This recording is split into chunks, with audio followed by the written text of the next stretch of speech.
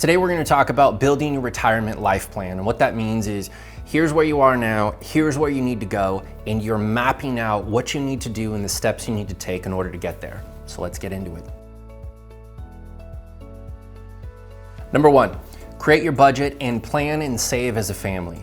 Now, if you have your goal of what you're trying to accomplish and you're trying to explain it to your kids, find a way to explain it to them in a way that they get it. But really, if you do not plan together and get everyone on the same page, it's very difficult. If one person in the family is thinking this is the plan, and then you've got other people in the family that are doing completely the opposite, they're literally pulling you in the direction that they want and not the direction that you know that you need to go. So really, having everyone on the same page is absolutely imperative. Getting everyone to buy in to what you are trying to do and make it fun. Give reasons for, yes, we're trying to save and this is what we're trying to do, but we're throwing in a vacation in there. We're doing different things to, enjoy this process at the same time. I think it's extremely beneficial having the kids involved in that, so that they are understanding what you are building and you're creating great habits for them going forward. Number two, invest at regular intervals so that you are creating this staggered investment. So unless we win the lottery or there's an inheritance or something, we usually don't get this giant chunk of money that we then have to deploy. So a lot of times it's sitting here going, I'm going to invest every 6 months. And during this time, if I'm going to invest $50,000, every 6 months, I'm going to take X amount of dollars and put it aside.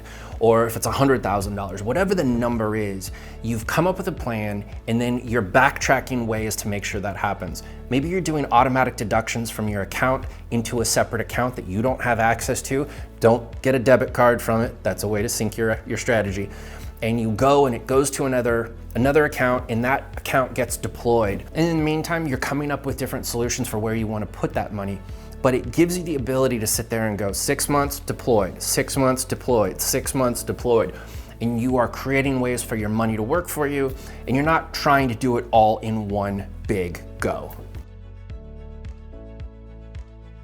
Number three, you create an investment ladder. We talked about in the last one that you basically invest every 6 months.